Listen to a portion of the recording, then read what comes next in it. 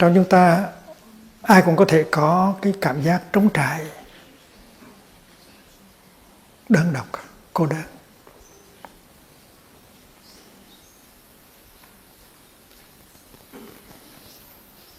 Và chúng ta cần tình yêu.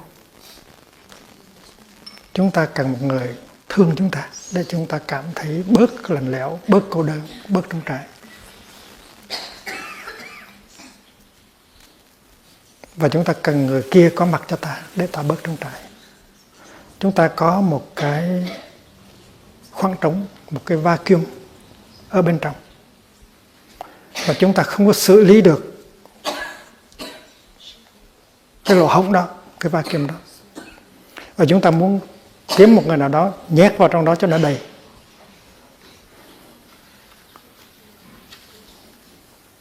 Rồi có khi người đó chịu để chúng ta nhét vào, để cho người đó mất tự do. Và nếu người kia không có chịu vô ngồi trong cái khoảng trống rỗng đó thì mình giận. Mình nói người đó không có thương mình. Và mình chỉ muốn cái người đó, bắt cái người đó nhét vào trong cái khoảng trống của mình để cho mình bớt cô đơn. Và người đó mất tự do. Mình chỉ muốn người đó trở thành cái bóng, cái hình bóng của mình, cái shadow của mình. Người đó mất tự do. Mà nếu mà người đó không có chịu thì mình giận, mình trừng phạt người đó. Mà anh không thương tôi. Thế đó không phải là thương.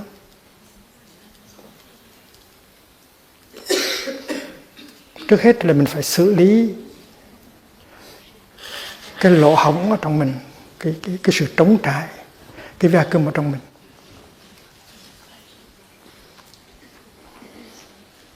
Mà làm thế nào?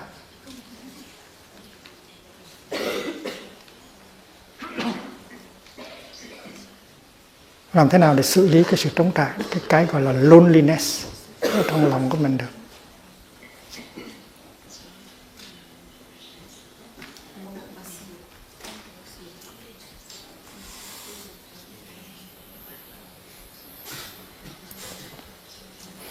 Thì kỳ trước mình đã nghe cái câu chuyện của dòng sông.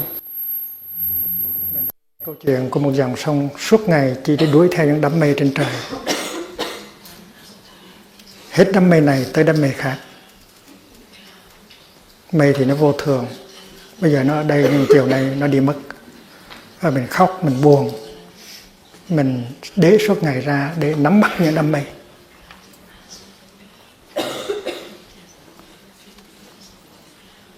Mình cảm thấy có sự trống trải. Dòng sông nó cảm thấy có sự trống trải. Và nó muốn nắm bắt những cái đám mây. Và cái cuộc nắm bắt nó kéo dài. Và hết đám mây này thì chạy theo đám mây khác. Và không bao giờ thỏa mãn được hết. Trong khi đó thì đám mây không có, dòng sông không biết rằng nó chính là mây.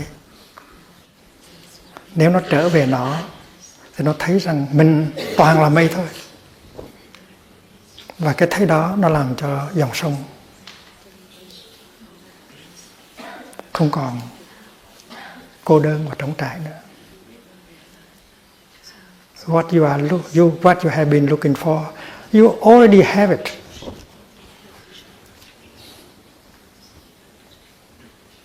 What you want to be, you are already it. Mà cái đó chỉ có niệm định và tuệ mới làm được. Và khi mà quý vị ngồi và thở mà thấy rằng trong lòng mình nó đầy đủ hết. Nó có đủ hết rồi. Có Bụt, có Pháp, có Tăng, có đủ hết. Có chí nguyện, có bề tâm. Thì quý vị cảm thấy đầy đủ.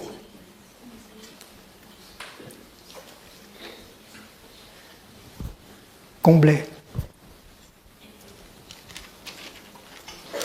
La plénitude. Quý vị không còn muốn chạy theo cái gì nữa hết. Và cái đó có thể thực hiện được bằng niệm, bằng định, bằng tuệ.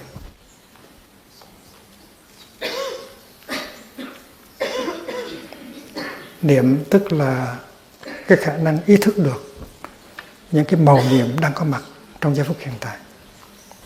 Định có nghĩa là gìn giữ được cái thấy đó lâu dài. Và tuệ là cái thấy nó làm cho mình vượt qua những cái lo lắng, những cái buồn khổ, những cái sợ hãi, những cái trống trải, những cái lo lắng.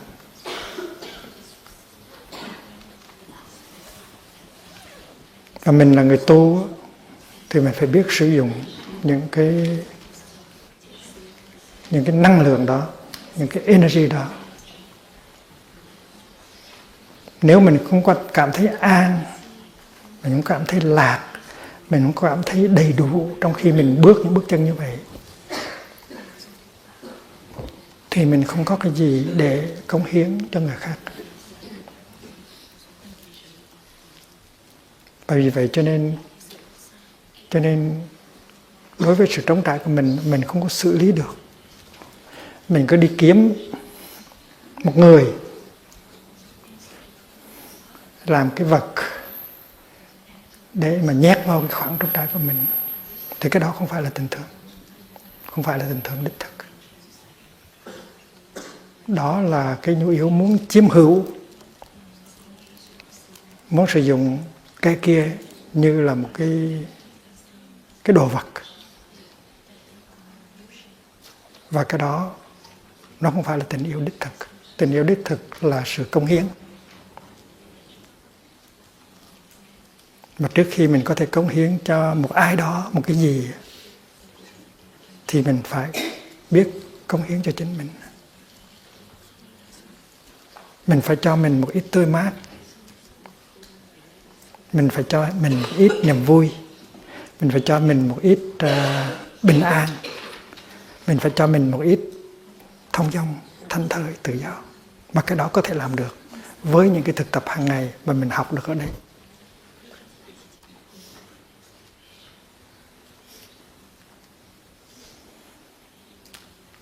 Và nếu mình thật sự muốn thực tập thì một ngày là nó đã khá rồi, chứ đừng có nói là nhiều ngày. Một giờ nó đã thấy khác rồi. Cái đó gọi là hạ thủ công phu, là thực tập thiệt.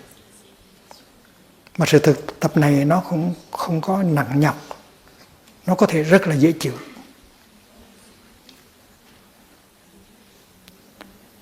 Nếu mình không có cái sự vững chãi, nếu mình có cái sự sợ hãi trong mình, thì mình phải áp dụng cái phương pháp. Mình phải có mặt cho mình phải có đủ chánh niệm. Mình thiết lập chánh niệm trong khi đi, đứng, nằm, ngồi, để có cái năng lượng đó mà nhận diện và ôm ấp cái sự trống trải, sự lo lắng, sự sợ hãi của mình, để mình có một ít vững chãi.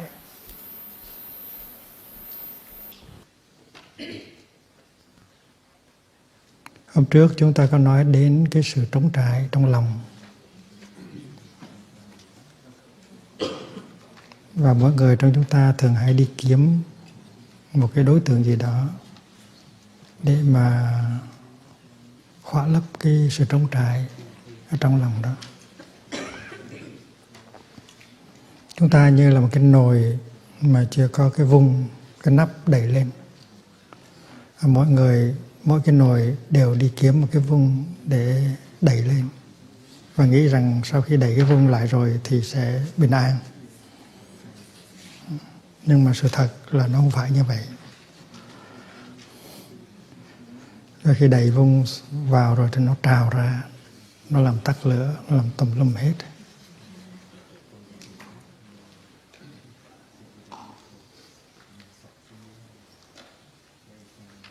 Chúng ta có sự trống trải trong lòng. Chúng ta cũng có sự mong ước trong lòng. Và chúng ta cũng có sự sợ hãi trong lòng. Chúng ta sợ hãi là tại vì chúng ta sợ, chúng ta nghĩ rằng có thể là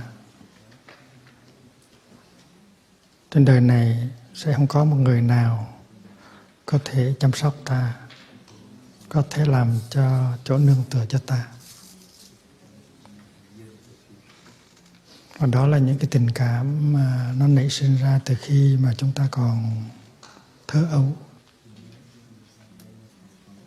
Khi mà chúng ta mới sinh ra đó, thì tuy là có mắt nhưng mà chưa dùng được mắt, có tai nhưng mà chưa dùng được tai, có hai tay hai chân mà chưa dùng được hai tay hai chân.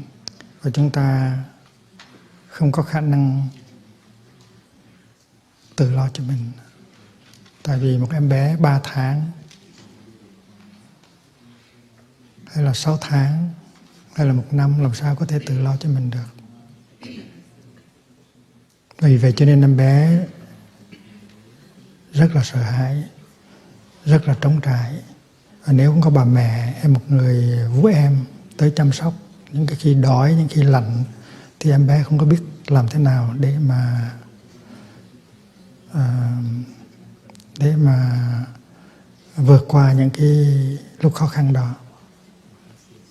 Ngay khi chúng ta mới sinh ra thì đã là một cái giây phút hiểm nguy rồi. Sinh nở là một chuyện nguy hiểm, nhất là ngày xưa. Vì vậy cho nên khi chúng ta lớn lên, cái đó nó vẫn còn. Chúng ta là con trai hay là con gái cũng vậy. Chúng ta có cảm tưởng là chúng ta làm cái nồi chưa có vung, chưa có nắp, và chúng ta đi tìm cái nắp. Và chúng ta không có biết rằng cái nguồn gốc là nó ở từ thời thơ ấu. Và khi mà chúng ta tìm ra được một người rồi, chúng ta mừng quá. Bây giờ cái nồi có nắp rồi, chúng ta thấy an tâm. Và cái người đó, cái người mà mình mới tìm ra được đó, đó là đối tượng tìm kiếm từ ngày hồi nhỏ. Tức là một bà mẹ, hay là một người vú em, hay là một người cha. Ngồi bên cạnh người yêu, ta nói như vậy là được rồi, yên tâm rồi, có người lo cho mình rồi. Mình có một người cha, một người mẹ, một người vú em rồi. Thì cái người yêu của mình đó là sự tiếp nối của người cha, người mẹ hay là người vú em, không có cái gì khác nữa. Tìm ra được thì ta yên tâm. Nhưng mà có thể yên tâm vài tháng hay là 1 năm, rồi mình thấy rằng cái người kia không phải là cha, không phải là mẹ, không phải là vú em. Người đó thay vì săn sóc ta, chăm sóc, lại gây ra bao nhiêu là khó khăn cho ta nữa. Lúc đó thì lại đi tìm cái vùng khác, đi tìm cái nắp nồi khác.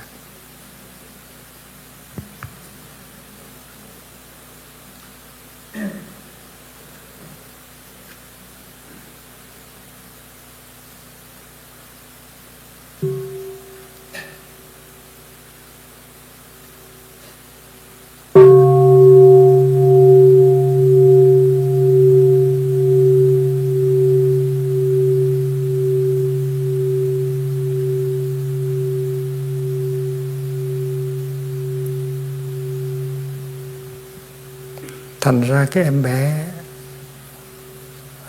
trong ta vẫn còn sống. Cái sự sợ hãi nó vẫn còn. Và cái sự ước mơ nó cũng vẫn còn, ước mong nó cũng vẫn còn. Và vì vậy cho nên khi mà chúng ta cảm thấy lẻ loi, đơn độc, thiếu thốn, thì đó là một cái sự tiếp nối của cái sự ao ước, sợ hãi từ hồi còn ấu thơ. Thì chúng ta phải quán chiếu, chúng ta phải dùng niệm, dùng định và dùng tuệ để nhắc chúng ta rằng chúng ta không còn là một em bé nữa. Chúng ta đã lớn rồi, chúng ta đã trở thành ra người lớn rồi, adult rồi. Chúng ta có thể tự đi lấy được, chúng ta có thể tự thở được, chúng ta có thể nấu cơm được, chúng ta có thể chăm sóc cho bản thân được. Ta không có cần một vú già nữa, ta không cần một người mẹ nữa, ta không cần một người cha nữa, ta có thể tự túc được. Thì mình phải nhắc mình như vậy. Nếu không mình vẫn tiếp tục đi kiếm một cái vung, một cái nắp nồi như thường. Và nếu mình đạt tới cái gọi là cái plenitude, cái fulfillment, cảm thấy đầy đủ, là khi mình thực tập mình thấy được như vậy. tôi có đủ hết rồi, tôi không cần đi kiếm nữa. Và vì vậy cho nên cái câu linh chú thứ nhất của chúng ta là I'm here for you. Chữ you này trước hết nó phải có nghĩa là chính mình. Đừng sợ nữa, nếu ta có mặt cho mình thì ta đã có cái vung rồi, đã có cái nắp rồi. Nhưng trong chúng ta ít người có thể có mặt cho chính mình. Mình không có khả năng có mặt cho chính mình. Mình muốn có một người nào đó có mặt cho mình để khỏa lấp cái sự trống trải của mình. Mình không làm được công việc đó, mình đi kiếm một người khác để làm công việc đó cho mình. Mình đi kiếm một người cha, mình đi kiếm một bố mẹ, mình đi kiếm một bà vú em. Đó là sự thật.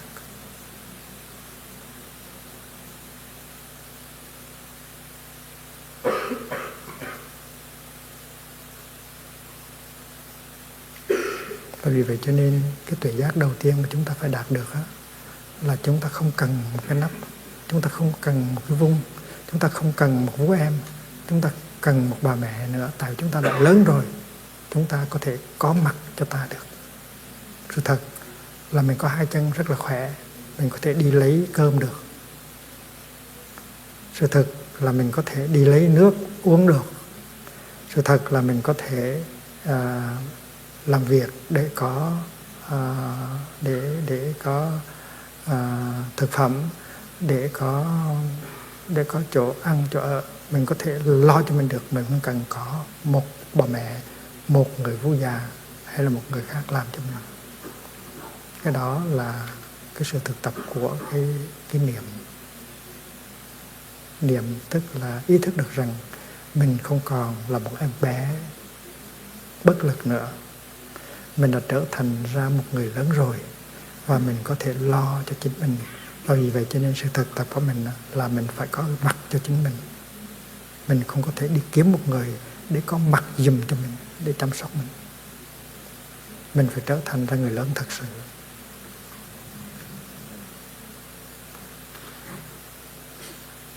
Mình có mặt cho mình để làm cái gì? Để chăm sóc mình. Trước hết mình có mặt, thân và tâm về lại với nhau. Mình có mặt để nhận diện những cái mầu nhiệm của sự sống nó đang có ở trong mình và xung quanh mình, để mình được nuôi dưỡng.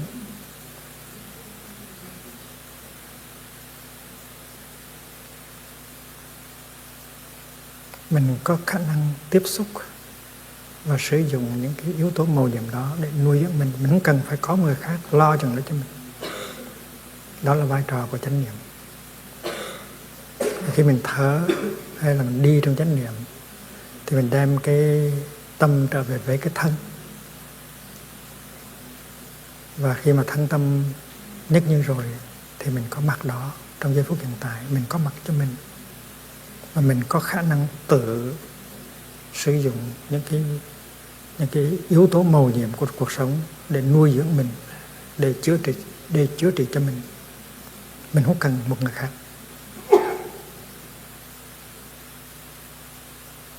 Đó là có mặt cho mình để nuôi dưỡng mình, để chăm sóc cho mình. Thứ hai là nếu mình có những cái tâm hành buồn khổ, lo lắng, sợ hãi nó đi lên thì mình có mặt cho mình để mà ôm ấp, để mà nhìn sâu và để mà chuyển hóa những cái đó. Mình không có đi tìm một người khác để làm chuyện đó cho mình.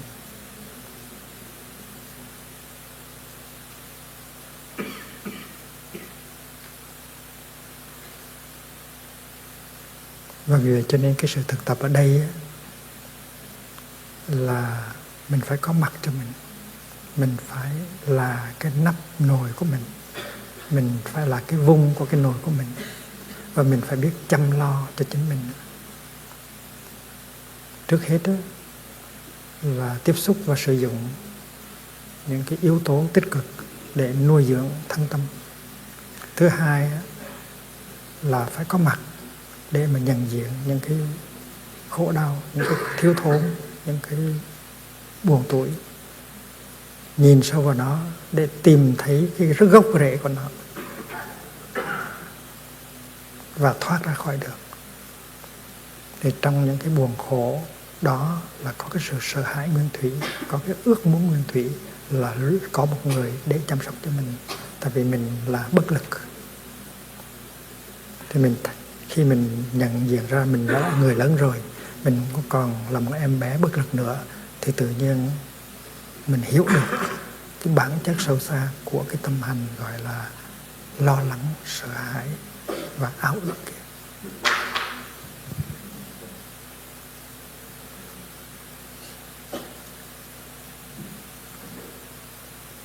Cái sự thực là nếu mình không làm được như vậy, mình không có mặc cho mình không có làm cho cái sự trống trải trong mình nó tan biến nhờ sự có mặt đó, mà mình đi kiếm một người khác để làm cái đối tượng, rồi mình nhét người đó vào ở trong cái lỗ hổng của mình, thì tức là mình đi kiếm một cái đối tượng ở ngoài để làm cái chuyện mà mình không có thể nào làm được. Và trong khi mà nếu mà người kia không có làm được chuyện đó thì mình giận hờn và mình trừng phạt người đó. Tôi đem anh tới để anh lo cho tôi, nhưng mà anh không có lo chuyện đó. Tại vì có thể là người đó cũng không có khả năng lo cho chính người đó, và người đó không có khả năng lo cho chính người đó thì làm sao có khả năng lo cho chính mình. Và khi mình bắt người đó nhét vào trong khoảng trống của mình thì mình không có giúp được gì người đó, mình làm cho người đó mất tự do.